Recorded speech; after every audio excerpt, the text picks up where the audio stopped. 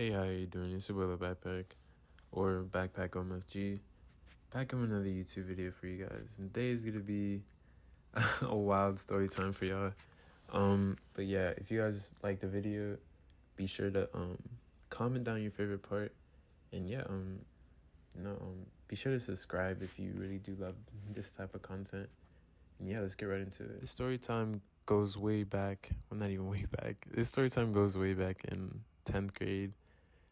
This is coming back from quarantine, and just when I thought I was invincible and then I realized how close I was to crossing a line I couldn't come back from. So picture this. It's after school and I'm hanging out with this girl. Let's call her Sarah. Sarah was the kind of girl that like low-key everyone noticed, and she was a senior, and I've been crushing on her for like a really long time. She was older. She low-key had like a rebellious vibe. And like, yo, I was low-key all about that at the time. Me and her have been like snapping and texting back and forth for a minute, calling and stuff. And then one day she like invites me over after school because she doesn't live that far from the school. So we both could just walk there and chill. So we're walking there, we're talking about life. Just like literally chopping it up. Like, hey, like, what are you gonna do after you graduate? Like simple stuff. We got to her house and it's just us, like no parents, no interruptions, just the two of us. We go to her room and like we start talking and like we just start vibing and shit.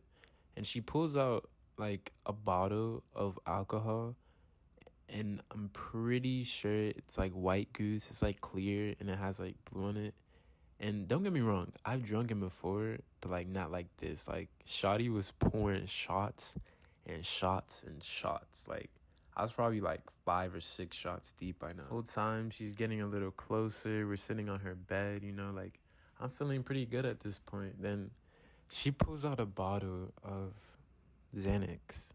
I'm pretty sure you guys know what Xans are. And I'm not gonna lie, I used to take Xans a lot back in the 11th grade because I got it prescribed for anxiety. And dog, please, for the love of anything, please never do Xans or any form of pills. I don't care if they're prescribed or not. That shit is horrible for you. I knew what Xans were, but like at this time, I've never really taken any. So she low-key looks at me like with this daring ass smile and pops one in her fucking mouth. And I'm like, yo, what?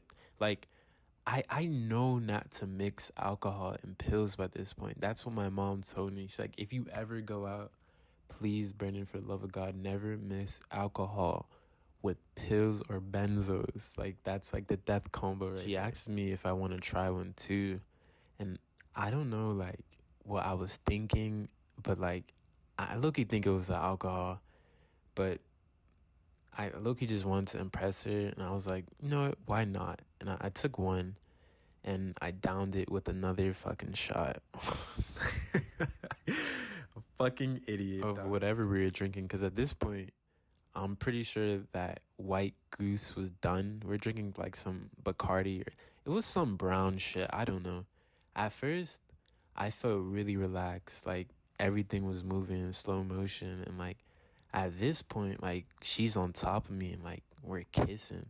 Like this is like everything I wanted. But then things low-key started to go dark. Like while Shawty was on top of me, my head was like spinning. And the room felt like it was closing in on me. Like the walls just kept getting closer and closer. And like I low-key couldn't feel my heartbeat. Like it low-key like started to make me panic. Like badly. And like I'm like, dog, not right now. Like come on. Like I'm literally getting right with a senior, bro. Like dog, like oh my God. Like when I try to focus on it, like I just couldn't. My body like literally felt like it was shutting down, and I was losing control. And like Shawty is still like on top of me, kissing my neck and face and stuff. And at that point, I low-key just didn't even want to be there anymore. Like I felt like I was like being pulled underwater and I couldn't breathe. And that's when I really, really started to panic. Like I thought I was gonna die like right there and then with this girl like right on top. I couldn't think, so I'm just like, yo, this girl drugged me. Like it's over. Like my mom's gonna find me right here. This girl's still fucking kissing me.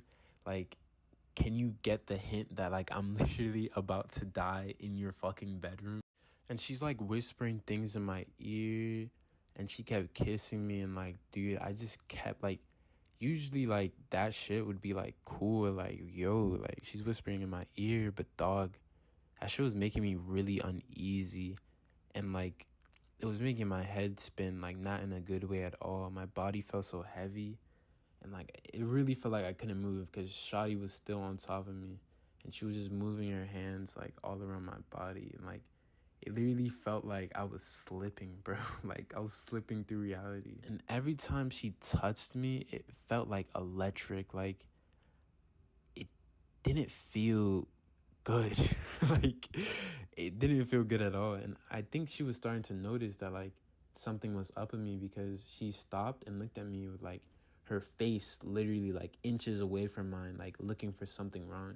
She asked if I was okay, like, with a really concerned tone, but, like, I literally couldn't answer. Like, my vision was blurry. My heart was beating so slow. Like, I literally thought, like, I was gonna die any moment. The room was just spinning, like, faster than ever.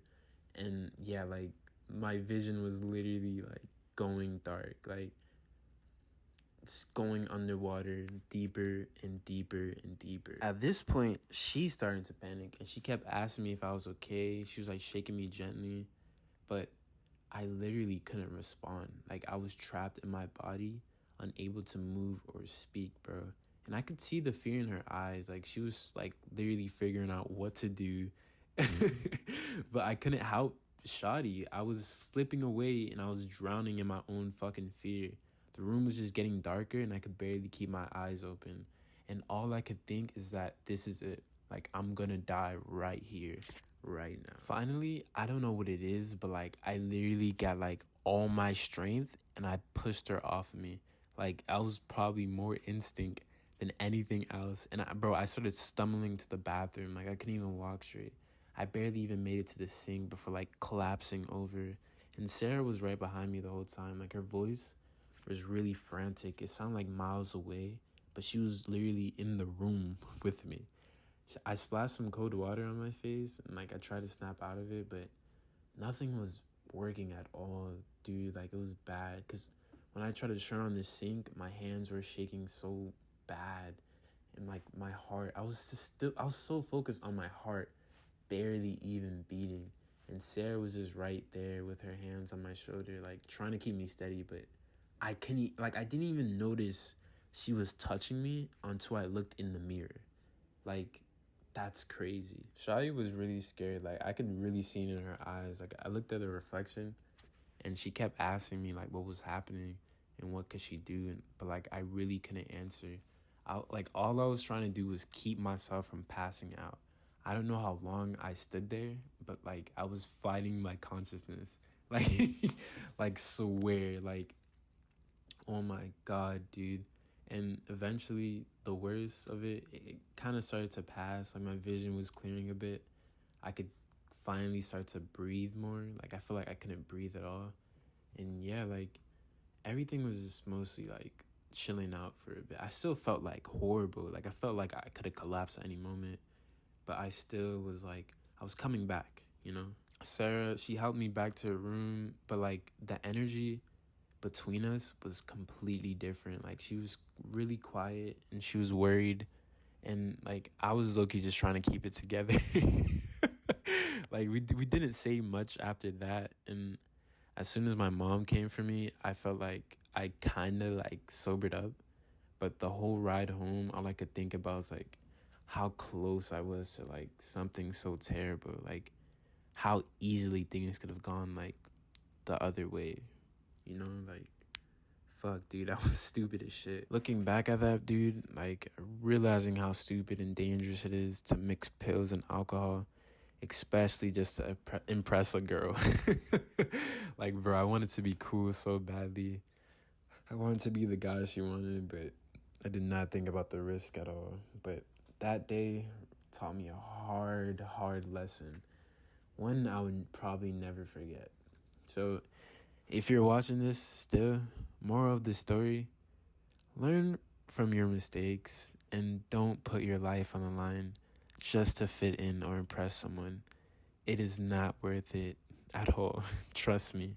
Trust me. But yeah, that's really the story time. We didn't really talk much after that, and then eventually she just graduated.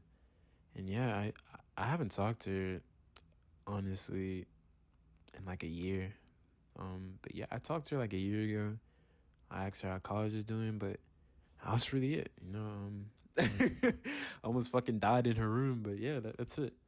That's the story time, guys. And yeah, if you guys like the story time, be sure to comment down your favorite part. And yeah, do not mix pills and alcohol, please. I love you all, my little backpacks, and have a beautiful one forever.